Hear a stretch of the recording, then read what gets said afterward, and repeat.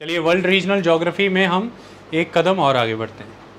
हम Europe continent को approach कर रहे हैं और उसके तहत हमने लास्ट लेक्चर के अंदर अच्छे से यूरोपियन नेशन स्टेट सिस्टम के बारे में समझा। आज हम अब आगे बढ़ेंगे। हमने नेशन स्टेट को जब अच्छे से समझ लिया, उससे रिलेटेड सभी कॉन्सेप्ट समझ लिए। ट्रीटी ऑफ वेस्टफेलिया का कॉन्सेप्ट जिसने इस चीज़ को पहली बार सीमेंट किया कि भाई एक रूलर के, एक रूलिंग अथॉरिटी के, ऑर्गेनाइजेशन के एक नेशन पर कैसे टोटल कंट्रोल होते हैं, चाहे वो सोशल साइड है वाया रिलीजियस इंस्टीट्यूशंस, चाहे वो पॉलिटिकल डायमेंशंस है वाया रूल मेकिंग इंस्टीट्यूशंस और एग्जीक्यूशन। हमने इस चीज़ को समझा और उसके बाद नेशन स्टेट का कॉन्सेप्ट बहुत तेज़ी से बढ़ा। 1789 के फ्रेंच रेवोल्यूशन के बाद मॉडर्न नेशन स्टेट की कवायद आरंभ हो गई। ये सारी चीज़ें हमने समझी थी। आज हम आगे बढ़ेंगे। देखिए, हम उस यूरोप की बात कर रहे हैं जो रोमन एम्पायर से शुरू होता है। रोमन एम्पायर से आरंभ होकर के वो नेशन स्टेट में जाता है। और देखिए, नेशन स्टेट जो कि टेरिटरी तक सीमित सिद्धांत है, उससे आगे बढ़ के अब वो यूनियन की तरफ बढ़ेगा। रोमन एम्पायर देखिए एक सिंगल एम्पायर हो सकता है। देखिए, मेडिटेरेनियन सी के ऊपर का हिस्सा that is southern Europe, Mediterranean Sea का southern region that is the northern Africa, Mediterranean Sea का वेस्टर्न हिस्सा that is the Mediterranean Sea का ईस्टर्न हिस्सा that is the western Asia. अब आपने एक चीज़ नहीं देखी, मैं तीन कॉन्टिनेंट्स का जिक्र कर रहा हूँ और उसमें कितने छोटे छोटे इलाके हैं, लेकिन एक ही पॉलिटिकल एंटिटी का नाम आया that is Roman empire. But उस रोमन एम्पायर के अंदर कितनी नेशनैलिटीज़ होंगी, कितने नेशन होंगे। तो हमने क्या समझा था, with the passage of time ये एम्पायर सिस्टम जो आगे बढ़ा, रोमन एम्पायर, फिर वो बाइफरकेट हुआ ईस्टर्न और वेस्टर्न रोमन एम्पायर। ये ईस्टर्न रोमन एम्पायर बाइजेंटाइन की तरह आगे बढ़ा और वेस्टर्न रोमन एम्पायर को सक्सीड करता है Holi Roman empire.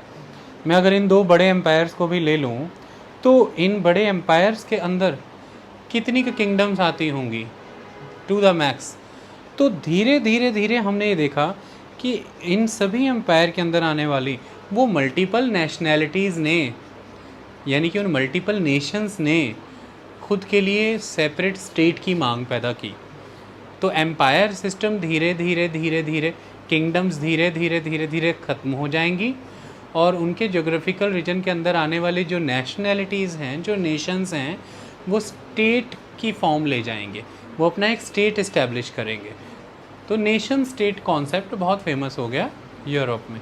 But with the passage of time अब ये देखा जा रहा है कि ऐसे भी नहीं चल पाएगा। हम अपने नेशन तक सीमित रख के अपने स्टेट को नहीं रन कर पाएंगे।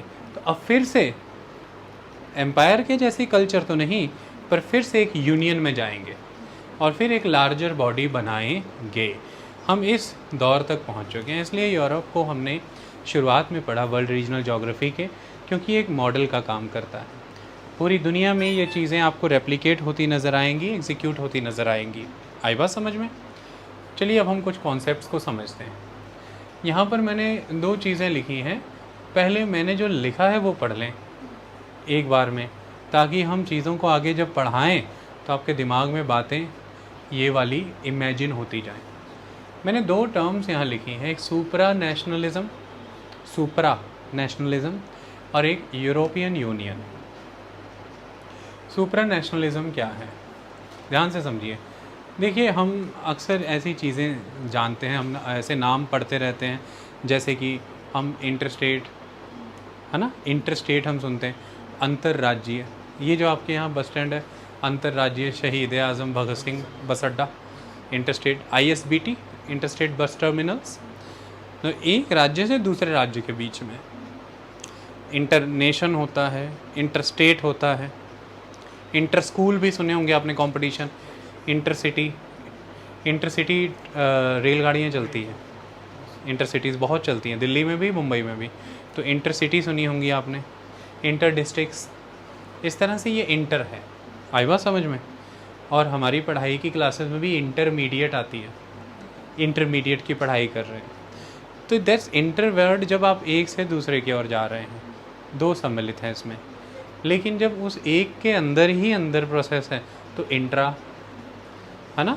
जब आप इंटरसिटी कह रहे हैं तो एक से दूसरा शहर, जब आप इंट्रा सिटी कह रहे हैं तो उसी शहर में इतनी बात क्लियर हो गई। अब यहाँ पर आपको ध्यान से समझना है, देखिए हमारे जो टेरिटरीज़ रहती हैं उन टेरिटरीज़ पर हमारी नेशनल गवर्नमेंट्स का कंट्रोल होता है, उनके रूल रेगुलेशंस वर्क करते हैं, लोग उनके नियमों से अबाइड करते हैं, उनके पास अथॉरिटी है नियम बनाने की। आई बात समझ में? तो एक नेशन का कंट्रोल है उसकी टेरिटरी पर, दूसरे नेशन का, तीसरे नेशन का, चौथे का, सबका अपनी अपनी टेरिटरी के ऊपर कंट्रोल है। इतनी बात समझ में आई?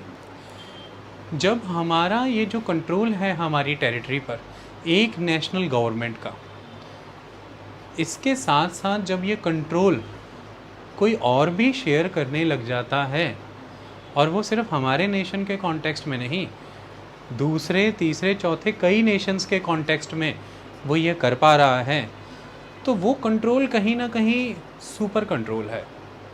आई बात समझ में? That body will be there and that body will somewhere control the policies, laws, program, projects in respect to many nations. Okay?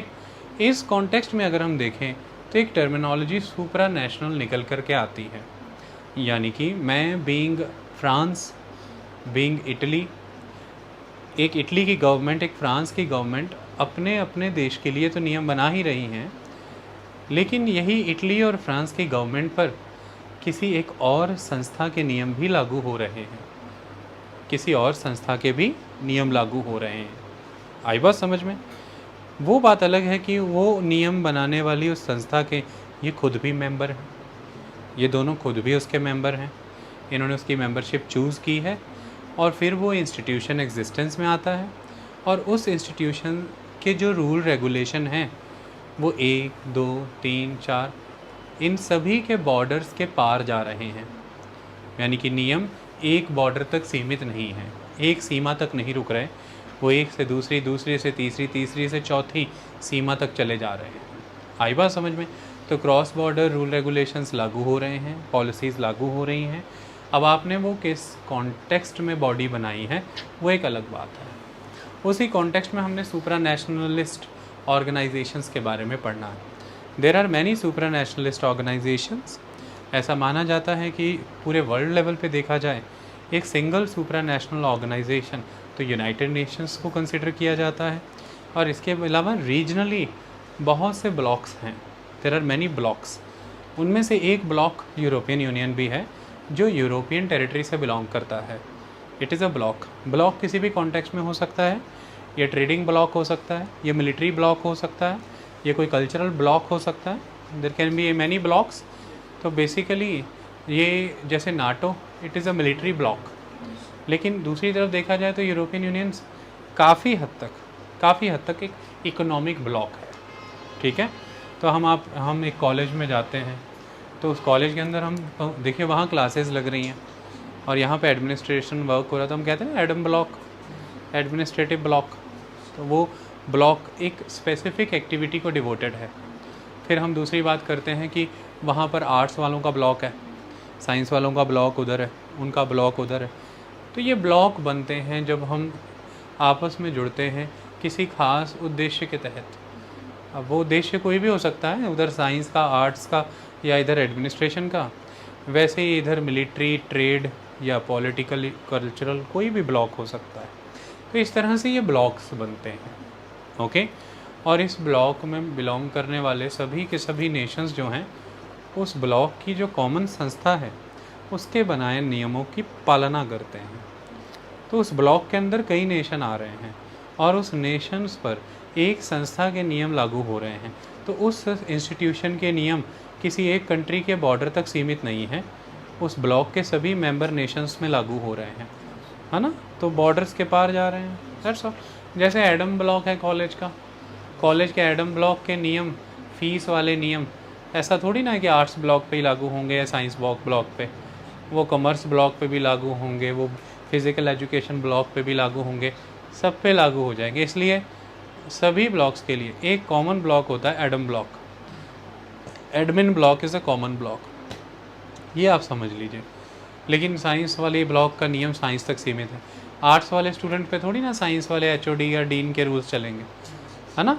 वैसे ही आर्ट्स वाले के थोड़ा ना चलेंगे जाके कॉमर्स वालों पे, बट ये सारे कहीं ना कहीं एडम ब्लॉक के अधीन आ रहे हैं। ओके, तो इस तरह से ये ब्लॉक्स बनते हैं।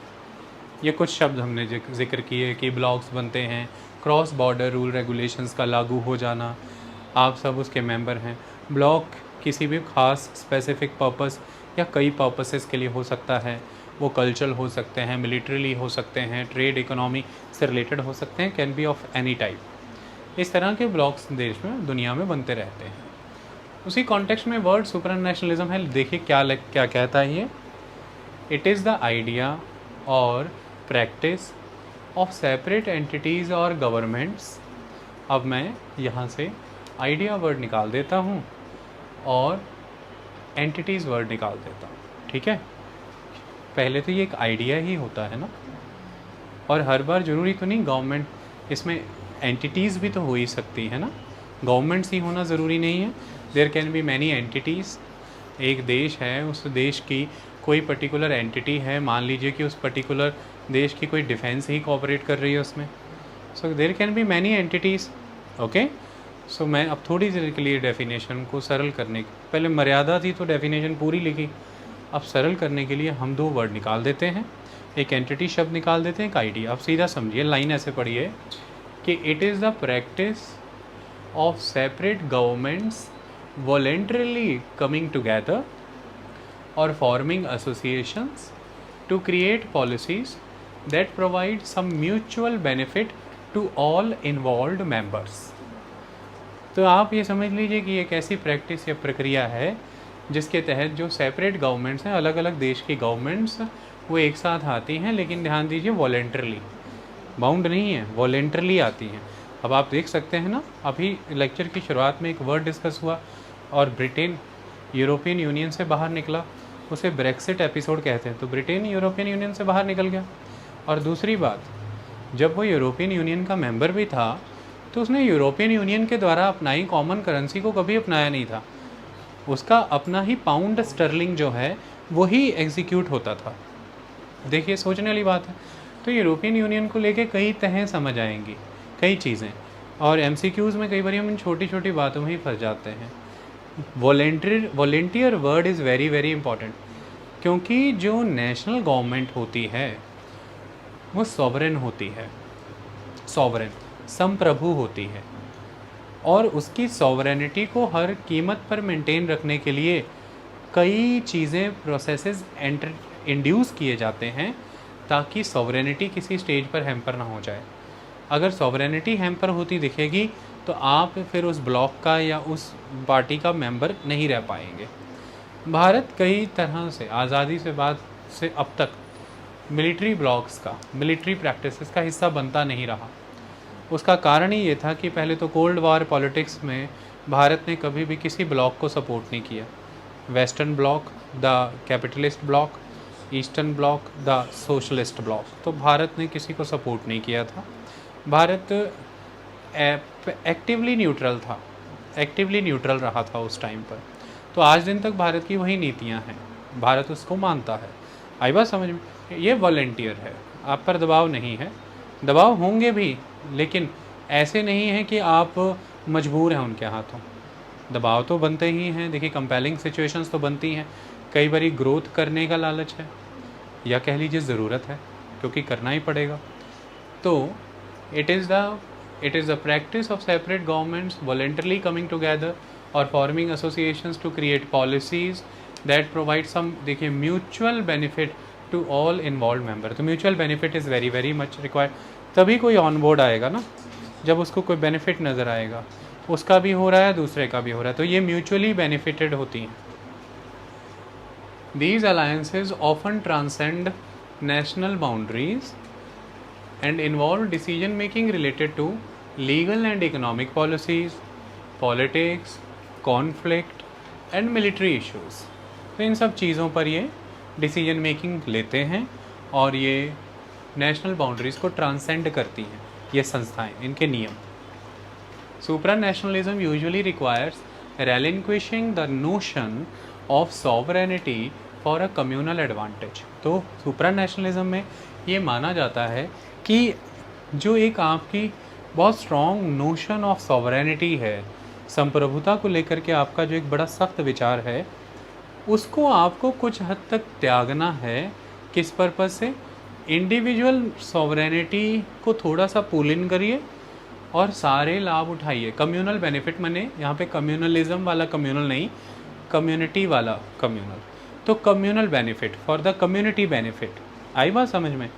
जैसे सपोज़ कीजिए कि आप अपने घर में जब अपने क्रिकेट की प्रैक्टिस कर रहे हैं अपने पीछे बैकयार्ड में, you are all sovereign.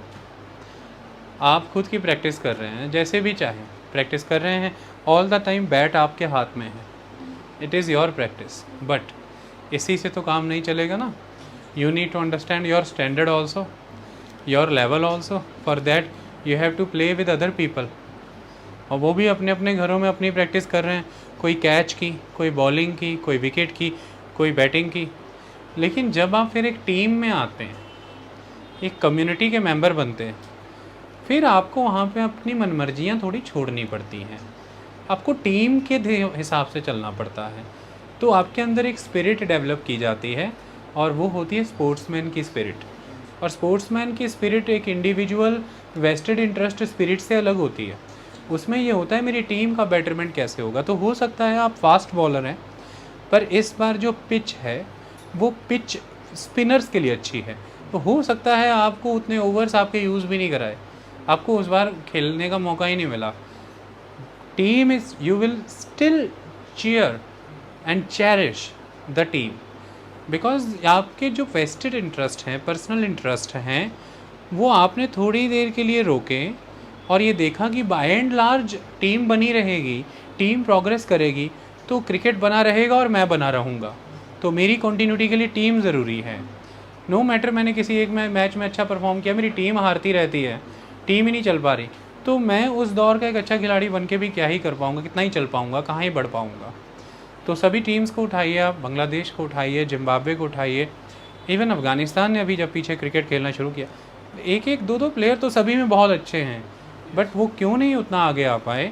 Overall team performance उतनी बेहतर नहीं रही, वरना एक से एक ज़बरदस्त प्लेयर जिम्बाब्वे ने दिए हैं एक समय में, बट वो टीम पीछे रह गई। आई बात समझ में? तो टीम स्पिरिट, स्पोर्ट्समैन स्पिरिट, तो मन मर्जियाँ, मैंने वैसे सरल किया इस शब्द को ताकि आप समझें सॉवरेनिटी का कॉन्सेप्ट बहुत बड़ा है। आई बात समझ में? बट समझ आ जाए, ऐसे ही एक नेशन होता है, ऐसे ही एक नेशन होता है। नेशन ये कहता है कि हम इस टाइप का एग्रीकल्चर करेंगे, हमारी ट्रेड एंड कॉमर्स पॉलिसीज़ ये होंगी, हम जीएसटी नहीं लाएंगे, हमारा इनडायरेक्ट टैक्सेशन सिस्टम यही होगा। तो फिर उस नेशन से ये ऑर्गेनाइजेशन जिसके आप खुद मेंबर हैं, वो ये रिक्वेस्ट करेगी कि ये पॉलिसी हम बना रहे हैं बाय एंड लार्ज सभी को कंसिडर करके, और ये सबको ही बेनिफिट प्रोवाइड करेगी, शॉर्ट टर्म में किसी को लॉन्ग टर्म में, आप प्लीज़ अपनी पॉलिसीज़ में इसको इंक्लूड करिए।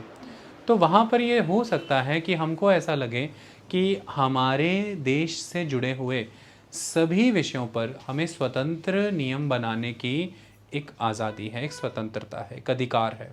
ऐसे में आपके बनाए हुए नियमों को मानने के लिए हम बाध्य नहीं हैं, हम स्वतंत्र भार में काम करते हैं।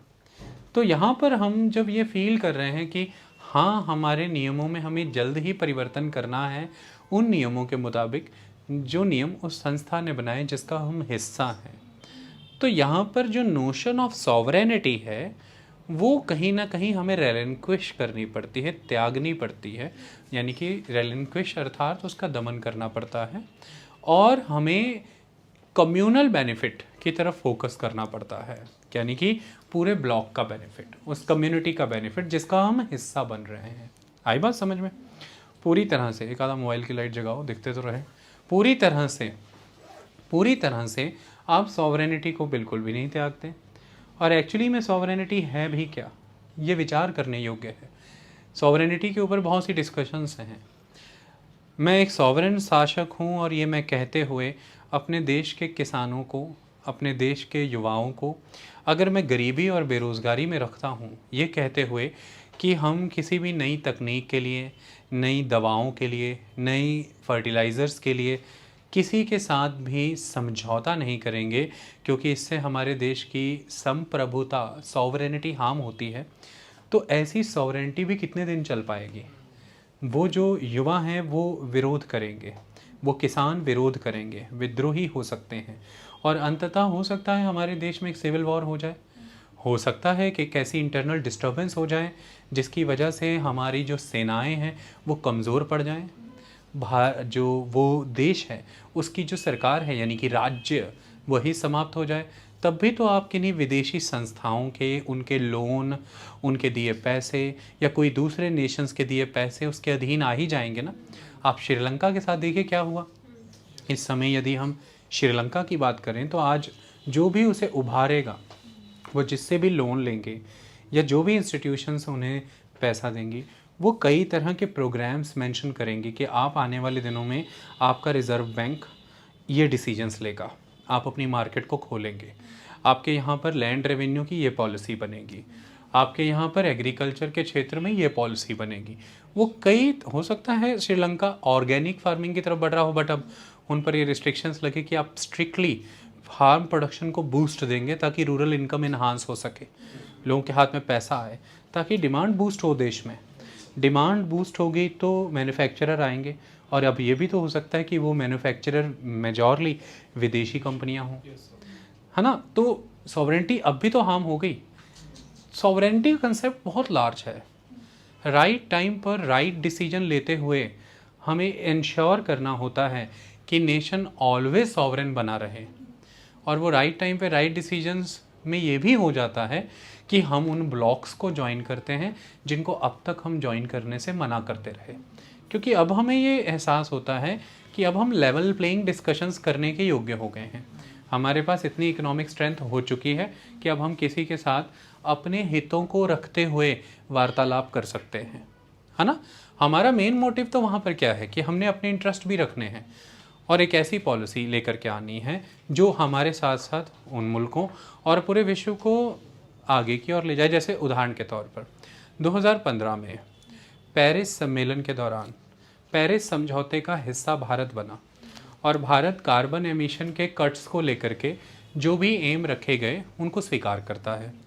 अब ऐसे में देखा जाए तेज़ी से, आपने जलंधर में परिवर्तन देखा, आज सड़कों पर ई रिक्शाज़ ने बहुत बड़ा स्पेस ऑक्यूपाई कर लिया है।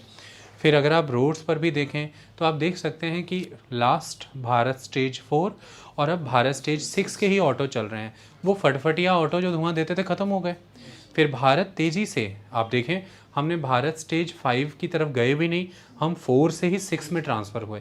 हमारे देश की कंपनियों को वो भी लॉकडाउन के दौरान नई पॉलिसी के तहत गाड़ियों में जो चेंजेस करने पड़े, एक्स्ट्रा टैंक लगाना पड़ा, उनको इंजन मॉडिफिकेशंस करनी पड़ी। तकरीबन सभी ने BS6 के अकॉर्डिंग अब गाड़ियाँ लॉन्च की हैं। देखिए भारी खर्चा आता है इंफ्रास्ट्रक्चर पे। आप मेहनत करके घर में एक सीनरी भी लगा लीजिए, किसी इलेक्ट्रीशियन को बुला के ड्रिल से, आपको उसके जाने के बाद थोड़ी भी वो टेढ़ी लगेगी ना, आप उसे टेढ़ी रहने दोगे ये कह के कि अब दोबारा नहीं आना, उसने दोबारा नहीं बुलाना। पूरी की पूरी असेंबली लाइन को चेंज करना कि BS6 गाड़ियाँ बन सके, ये छोटा टास्क नहीं है।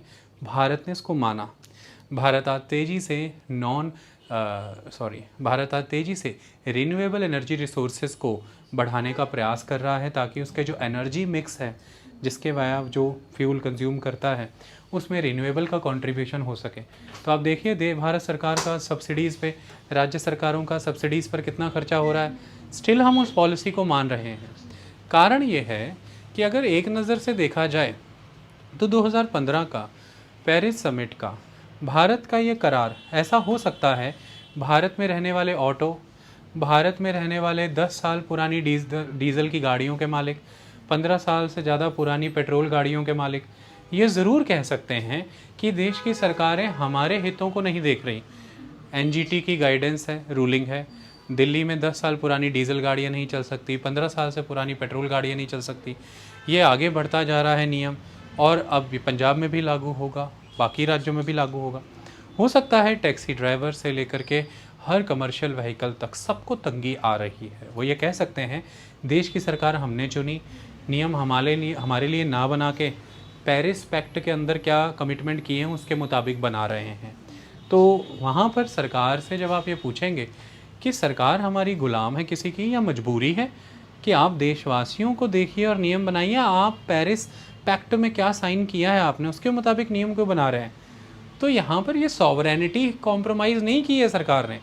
सरकार अभी चाहे तो छोड़ दे, है ना। यूएसए बाहर आ गया ना उसमें से, यूएसए निकल गया, कहता मैं नहीं करता इसको, मैं नहीं मानता। डोनाल्ड ट्रंप ने उसको क्विट कर दिया। सरकार चाहे अभी कर दे, पर एक बड़ा क्वेश्चन पैदा होता है। यही टैक्सी वाले, यही कमर्शियल व्हीकल, यही मैं और हम सब एक्चुअली में एक रियलिटी को बदल नहीं सकते कि हमारे लिए ट्रांसपोर्ट के मोड, ट्रांसपोर्ट और कम्युनिकेशन के ये ज़रिए बहुत ज़रूरी हैं, लाजमी हैं। और ऐसे में हम इसको नकार नहीं सकते कि आज इलेक्ट्रॉनिक व्हीकल्स लाने के लिए हमारी देश की कंपनियां विदेशी कंपनियों के साथ करार कर रही हैं ताकि टेक्नोलॉजी ट्रांसफ़र हो सके। आप देख सकते हैं कि महिंद्रा ने यूरोपियन कंपनी के साथ करार किया ताकि वो उस तरह के इलेक्ट्रॉनिक व्हीकल ला सकें। तो हमारे देश की बेअंत ज़रूरतें, इंजन, उसके मटेरियल, टेक्नोलॉजी, मैन्युफैक्चरिंग मशीन से लेकर के हर चीज़ भी तो फिर उन्हीं विदेशी संबंधों के बदौलत आ रही है ना। तो ऐसे में हम जब विश्व की ज़रूरतों को ना समझेंगे और ये ना समझेंगे कि देश और विश्व किस दिशा में आगे बढ़ना चाहिए, अगले 15 साल की अगले 30 साल और 50 साल की नीतियाँ क्या होनी चाहिए, अगर हम इसको एड्रेस नहीं करेंगे तो विश्व भर के वह मुल्क भी हमारी ज़रूरतों को एड्रेस करना बंद कर देंगे। ऐसे में हो सकता है आने वाले समय में कोई हमारा हाथ ना पकड़े, हमें सप्लाईज़ ना मिले, तो फिर हो सकता है कि खेती में कोई प्रोग्रेस ना हो पाए। हो सकता है हम आज की डेट में हमारा जो किसान है, ख़ासतौर पंजाब के मालवा क्षेत्र का किसान जो कि नरमे की खेती करता है, जैसे कपास कहते हैं, कॉटन कल्टीवेशन, वो परेशान है। जैसे कि सुंडी हम उसे कह देते हैं, गुलाबी और सफ़ेद, पिंक और वाइट बोलवॉर्म्स होते हैं ये, इनसे वो परेशान रहता है। हो सकता है ना भारत को इस विषय में डीपली रिसर्च करके डेवलप की गई उन मेडिसिन्स की नीड हो जाए जो जर्मनी से आएंगी अपने किसानों को बचाने के लिए। और जर्मनी अगर हमसे कहे कि हमने ये क्लीन एनर्जी से प्रोड्यूस की हैं और आप तो क्लीन एनर्जी एग्रीमेंट का हिस्सा ही नहीं है, तो हम पर WTO का ये बैन है कि जो नेशन क्लीन एनर्जी के डॉक्यूमेंट पर सिग्नेटरी नहीं है उससे ये शेयर नहीं करनी। देन भारत क्या करेगा फिर हम अपने किसानों कैसे बचाएंगे। तो देखिए, एक राष्ट्र की सरकार होने के नाते आप पर बहुत से दायित्व होते हैं। सॉवरेनिटी का झंडा कोई ऐसा झंडा नहीं है कि ये आपकी ज़िद, आपके कद को स्थापित करने के लिए झुलाया जाए। सॉवरेनिटी हम में है, लोगों में है, हम सब सॉवरेन हैं और हमारी सॉवरेनिटी यही है कि हम सबको समस्त विकास का अवसर मिलना चाहिए। वो चाहे शिक्षा है, और शिक्षा के क्षेत्र में अगर आज की डेट में हम देखें तो पैन इंडिया आज बच्चे डिजिटल मोड से पढ़ाई ले पा रहे हैं ना। इसके लिए हमें टेक्नोलॉजी में कितने एग्रीमेंट साइन करने पड़े इंटरनेशनली, ये तभी हो पा रहा है ना। ऑप्टिकल फाइबर से लेकर के ट्रांसमिशंस के लिए सैटेलाइट्स के करार तक हर चीज़ हमने करी, वरना ये संभव कैसे था। तो हम नकार नहीं सकते उस सत्य को कि अब हम एक ऐसे समाज का, एक ऐसे ग्लोबल वर्ल्ड का हिस्सा हैं जिसको यदि हम कुछ कंट्रीब्यूट कर रहे हैं तो बहुत कुछ हम उससे ले भी रहे हैं।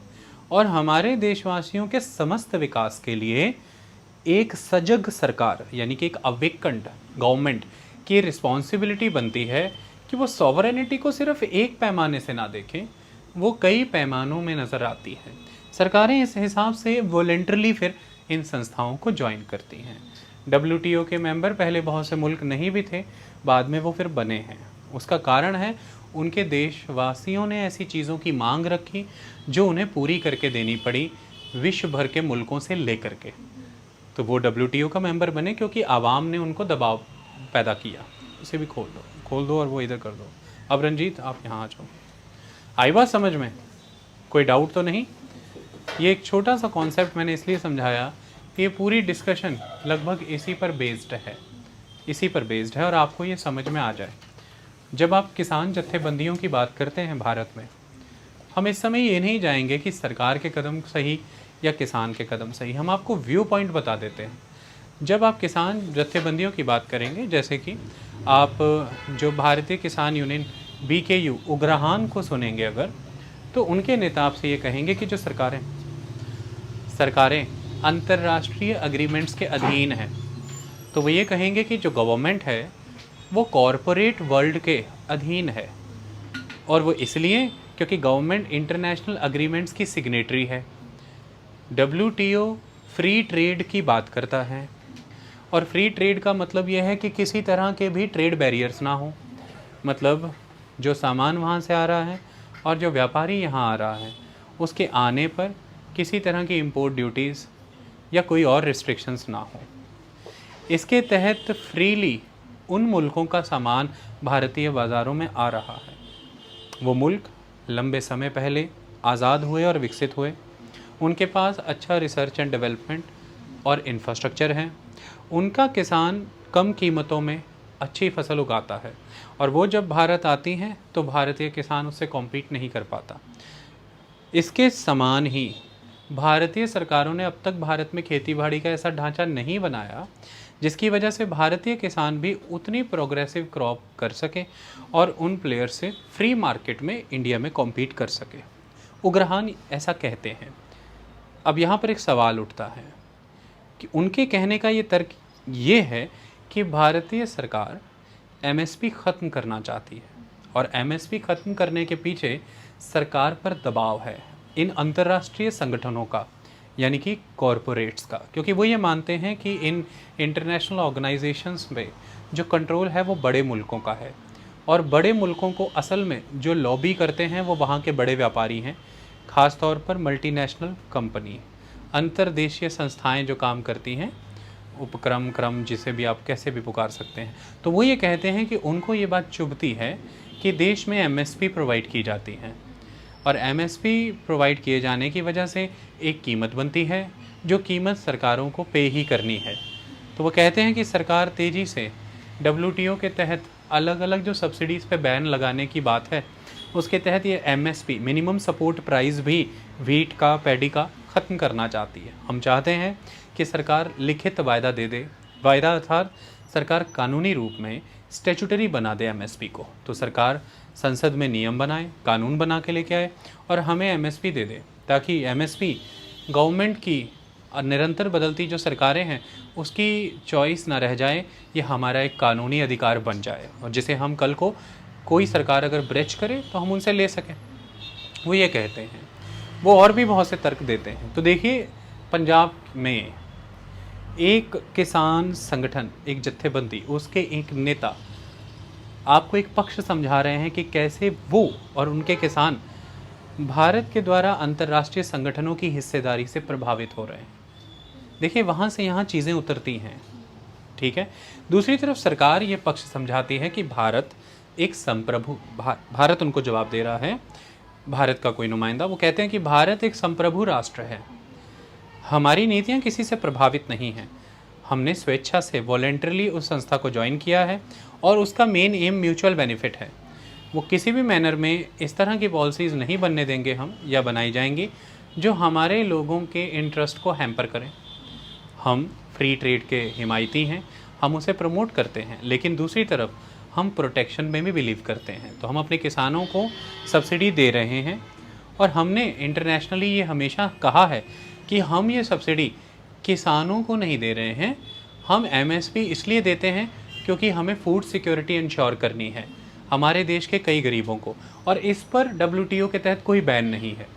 तो हम पब्लिक डिस्ट्रीब्यूशन सिस्टम चलाने के लिए, PDS चलाने के लिए, गरीबों को भोजन देने के लिए ये MSP पर क्रॉप प्रिकॉर करते हैं और हम उनको देते हैं, और इसमें कोई मनाही नहीं है। हम इसे चला रहे हैं और हमेशा चलाते रहेंगे, क्योंकि इंडिया की एक गवर्नमेंट के नाते सोशल ऑब्लिगेशन है, और वो ऑब्लिगेशन हमेशा फुलफ़िल होती रहेगी। ये तर्क भारतीय सरकार देती है। सरकार कहती है कि आज किसान, पंजाब ही के मालवा के क्षेत्र का किसान, अबोहर का किसान, फाजिल्का का किसान, फरीदकोट का किसान, ये एक ऐसे वेदर जोन में है, ऐसे क्लाइमेटिक जोन में है जो इज़राइल की खेती से मैच खाता है। यानी कि यहाँ पर आपको मेडिटेरेनियन क्लाइमेट जैसी परिस्थितियाँ दिखेंगी, तो यहाँ पर आप साइट्रस फ्रूट्स उगा सकते हैं। इसके लिए हमें इज़राइल के साथ कई करार करने हैं कि कि वो यहाँ पर आकर के इनको फार्मिंग सिखाएं। हमें कई तरह के इंटरनेशनली ऑर्गेनाइजेशंस के द्वारा डेवलप, इंटरनेशनल कंपनीज़ के द्वारा डेवलप सीड्स अपने किसानों को मंगा के देने हैं। हमें अपने किसानों के प्रोडक्ट को फ्री मार्केट दिलवानी है इंटरनेशनली। हम नहीं चाहते कि इनके उगे हुए कॉटन को इंपोर्ट बैन लगाया जाए किसी दूसरे मुल्क में। तो हमें इन्हें लार्जर मार्केट पे एक्सेस दिलाना है, हमें इन्हें अच्छी टेक्नोलॉजी दिलानी है। आज आप देखिए आपके देश में होलैंड से लेकर के फर्ग्यूसन, मैसी, हर तरह का ट्रैक्टर चल रहा है। तो वो कहते हैं हम इन्हें अच्छे फार्म इक्विपमेंट्स, अच्छी मशीन्स, अच्छे सीड्स, अच्छे फर्टिलाइज़र्स, टेक्नोलॉजी, सही सीमित दामों पर पेट्रोलियम प्रोडक्ट जिनके दम पर खेती चलती है। या पंजाब है जहाँ बिजली आती है, आप उत्तर प्रदेश और बाकी क्षेत्रों में चलें, मैं नहीं कहता वहाँ बिजली नहीं आती है, पर आप डीजल पंप सेट का महत्व समझ जाएंगे जब आप वहाँ जाएंगे कि वो कितना महत्वपूर्ण है खेती में सिंचाई करने के लिए। वेदर फॉरकास्टिंग के लिए भी सरकार को कई तरह की तकनीकें और इक्विपमेंट के लिए अंतर्राष्ट्रीय करार करने पड़ते हैं, और वो वेदर फॉरकास्टिंग खेती के लिए बहुत ज़रूरी है। कुल मिलाकर के सरकार अपना ये पक्ष रखेगी कि अगर हम इंटरनेशनल ऑर्गेनाइजेशन से जुड़े हैं और उनका पार्ट बने हैं तो हम एक रैशनल थिंकिंग से जुड़े हैं। हम देश के लाभ के लिए, प्रगति के लिए जुड़े हैं, ना कि देश को नीचे ले जाने के लिए। देश का किसान, देश का युवा हमारी प्राथमिकता है, हमारा देश हमारी प्राथमिकता है, प्रायोरिटी है, और वो हमेशा रहेगा। लेकिन ये समझना है आपको कि आपको डाइवर्स होने की ज़रूरत है। दुनिया बदल रही है। 140 करोड़ देश में युवा ये नहीं मांग सकता कि उन सबको हम सरकारी नौकरियां दें, या ये भी नहीं कह सकता कि हम उन सबको कुछ इस तरह से सपोर्ट कर दें कि वो रातों रात बिजनेसमैन बन जाएं। जितनी कैपेसिटी है उतनी सरकारी नौकरियां हैं। हम प्राइवेट प्लेयर्स को देश में लाने के लिए ईज़ ऑफ डूइंग बिज़नेस की नीति अपना रहे हैं, और इस ईज़ ऑफ डूइंग बिज़नेस के लिए ही हमें अंतर्राष्ट्रीय करार करने पड़ते हैं। हमने अपने बाज़ारों को खोला है, उसका कारण हम आपके द्वारा दी इस लाइन को सत्य में लेते हैं। आप कहते हैं कि युवाओं को रोज़गार दीजिए, हम मानते हैं कि हमें देना है, हम करने वाले हैं, आप हमसे कहने वाले हैं। तो उसके लिए हमें यहाँ पर ज़्यादा से ज़्यादा एंटरप्राइजेज़ ओपन करनी है, हमें बड़े पैमाने पर यहाँ निवेश लाना है, हमें बड़ी कंपनियों को यहाँ लाना होगा। उन कंपनियों का यहाँ आना टोटली बैन है अगर हम उन्हें ये कहें कि जब वो यहाँ आकर के अपनी फाउंड्री लगाएंगे तो हमारे देश पर तो 36 तरह के प्रतिबंध हैं। वो यहाँ आकर के कंपनी लगाएंगे तो हमारे, क्योंकि हमने कई मुल्कों से आने वाली चीज़ों पर हैवी इंपोर्ट ड्यूटी लगाते हैं, उन पर बैन लगाते हैं, तो फिर जब आप यहाँ आके अपनी फैक्ट्री लगाएंगे तो आपको कई रॉ मटेरियल की ज़रूरत है, और आप एक कॉरपोरेट की तरह सस्ता ही प्रोड्यूस करने की कोशिश करेंगे तो आपको वो रॉ मटेरियल कई मुल्कों से चाहिए। आपको मालदीव से चाहिए, आपको चीन से चाहिए, जापान से चाहिए, इंडोनेशिया से चाहिए, आपको किर्गिस्तान, कज़ाकिस्तान, उज़्बेकिस्तान से चाहिए। लेकिन क्योंकि हमारे देश की नीति ऐसे है कि हम इनसे आने वाले सामानों पर हैवी इंपोर्ट ड्यूटी लगाते हैं ताकि हमारे किसानों को, हमारे उद्योगपतियों को लाभ हो। तो अब आप जब यहाँ फैक्ट्री लगाएंगे तो आपको भी हमारे देश में ये मुल्कों से सामान मंगाने के लिए उनको भी फिर हैवी पैसा पे करना पड़ेगा, तो वो मुल्क हमें सामान देते नहीं। तो वो कॉरपोरेट कहेगा कि आपके देश में फैक्ट्री लगाने के लिए रास्ते चौक हैं सारे। इसको हम कहते हैं कि बहुत सारे बॉटल नेक्स हैं। जो ये बॉटल है मेरे हाथ में, ये बॉटल है जो मेरे हाथ में, ये इसकी गर्दन है, इसकी नक्की, और ये ही सबसे संकरा इलाका है जो जाम हो जाता है। जैसे आप कांच की बोतल पीते होंगे, गोली वाली, बत्ता कहते से उन्हों से कदे, वो आज उसको कई नामों से पुकारा जाता है, सोडा भी कह लेते हैं, कुछ भी। बार बार उसके गले में गोली फंसती है तो रुक जाता है, तो उसकी पीने की एक टेक्निक है जिससे कि वो गोली वहाँ ना फंसे। जो बॉटल का नेक है ये जाम है, चोकिंग पॉइंट्स हैं, हमें ये बॉटल नेक्स रिमूव करने होते हैं। हम जितने ज़्यादा बॉटल नेक्स रिमूव कर दें फिर उतने ही उद्योगपति यहाँ आएंगे। वो ये देख रहे हैं कि इंडिया के करार ही बहुत हैं, हमें एनर्जी के सोर्सेज, रॉ मटेरियल, मेटल्स, सब कुछ फ्रीली एक्सेस हो रहा है इस मुल्क में। ये ईज़ ऑफ डूइंग बिज़नेस के मामले में सीमलेस कंट्री है। वो यहाँ निवेश करेंगे, रोज़गार पैदा करेंगे, यहाँ पे छोटे उद्योग भी लगेंगे उनको सप्लाई करने के लिए, और यहाँ पर बड़े उद्योग जो वो लगाएंगे उनमें हमारे स्किल्ड युवा रोज़गार पाएंगे। तो वो कह रहे हैं कि हम रोज़गार बढ़ाने के लिए ही लार्जर फ्रेम में देखें तो ये नीतियाँ अपना रहे हैं कि हम इंटरनेशनल अग्रीमेंट्स के सिग्नेटरीज़ हैं, क्योंकि वो जो यूरोपियन कंपनी है उस पर ये प्रतिबंध है कि वो जो प्रोड्यूस करेगी वो ग्रीन